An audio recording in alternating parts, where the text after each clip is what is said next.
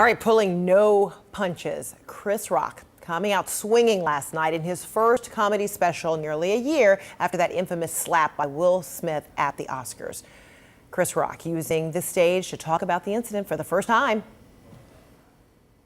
Y'all know what happened to me, getting smacked by Suge Smith. It still hurts. I got summertime ringing in my ear. I love Will Smith. My whole life I loved this. My whole life I root for this, okay? And now I watch Emancipation just to see him get whooped. Oh boy. All right, here now to talk about all of this, host of Boston Globe Today, Segun Odulowu. All right, Segun, so good to see you. I mean, Rock isn't usually, one to, bite his tongue. I mean, he always has, told it like it is, and then he's laced it with, funny and comedy, and that's what he does. How do you think he handled it last night? Well, I thought he handled it brilliantly because he's the only one that was slapped that day. Whatever we may think about how it should have been handled or what could have happened, we weren't the ones in the incident. And so waiting a year, digesting it, and then taking it to the stage where he is in control, where he is arguably the best to ever do it. Chris Rock has been shaping social commentary with his comedy for almost 30 years. Yeah. So when he does a stand-up special, what he talks about and what he jokes about, we talk about the next day at work with our friends whenever we get together. And I thought the way he handled it was to add humor, but to also reiterate that he is not a victim, that there are real people that are victims of assault and different types of aggression, and that he didn't see himself as a victim, and this was his way through it. Whether we like it or not, it's his choice. But he did take that year. I mean, he obviously has taken that year to really think about, because there was a lot of pressure from the very start. Like, we want to hear what you have to say about it. Talk to him. He said, no, when the time is right. And he took this year, or however long he took, and he mixed some real sincerity, with that comedy. Mm-hmm. I mean, just that line of, I loved him. I loved Will Smith, and so, I mean, and that was sincere. I mean, you could see him watching Will Smith, growing up, and then he got real with how he's really feeling about him right now. I mean, that was classic. Well, Chris Rock. He addressed what we all probably felt in that moment, that this is the Fresh Prince of Bel-Air. This is the rapper who gave us Parents Just Don't Understand. Mm-hmm. Like, this is, as he said, summertime, that Will Smith never gave a persona of what he displayed on that Oscar stage. And so for someone like Chris, I think he was speaking to what we all saw. Like, oh my God, this Will Smith, I don't know this guy. What has happened?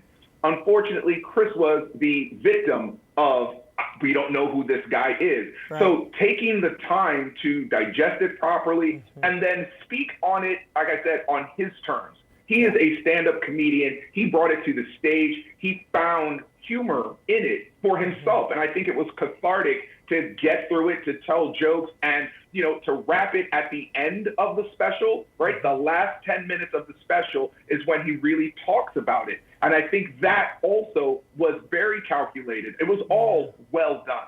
Yeah.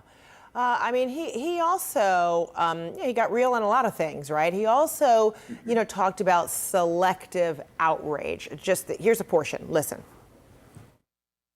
The thing I have a problem with is the selective outrage. One person does something, they get canceled. Somebody else does the exact same thing, nothing.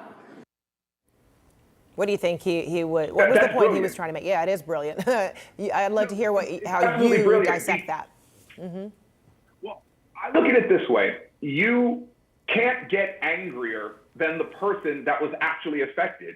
And in our culture now, we are so quick to cancel or say that person must go away, even before the people that were actually affected have had any chance to weigh in on how they feel. Mm-hmm. The comedian Gina Yashere once said on the People's Party podcast that when it comes to humor, right? If you're a comedian, if you are unwilling to tell your jokes in a room full of the people you're actually talking about, then you're not really being funny and you're being more harmful than humorous. And the thing about Chris and his fearlessness, his selective outrage, he's talking about these things and talking about people in a room full of the people he's actually poking fun at. He'll tell those jokes wherever to whomever. And that to me is the real sticking point, right? Like, you can't get mad at someone who's willing to put themselves out there for everyone's scrutiny, right? I'm not telling these jokes in a vacuum. I'm telling them on stage for everyone to see, whether you are minority, whether you're white, black, straight, gay, whatever. I'm going to poke fun at everyone, and I invite you all under the tent to laugh with me. Yeah. He also taught some other lessons, I think, too, in just, tackling it when you are ready. I mean, he handled it at that moment with like, wait a minute, what just happened? And he processed it, and he wasn't ready to talk about what he was thinking and feeling at that moment.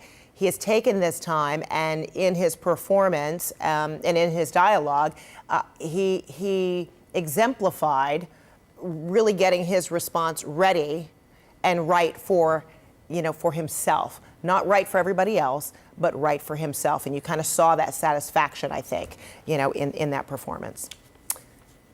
Right. We have to be so very careful, as he said in the special, that we are not filling emergency rooms with people suffering from paper cuts and overlooking the real victims and the people who are really suffering from trauma or from, aggression. He doesn't see himself in that way. And he has the ability to deal with it in ways other people don't. So that time away was him doing what Chris needed. And I think that's the important part. We are not on anyone else's time schedule to deal with our own trauma, right? I think Whatever that message happens was to received. you or to me is on our time, not no one else's.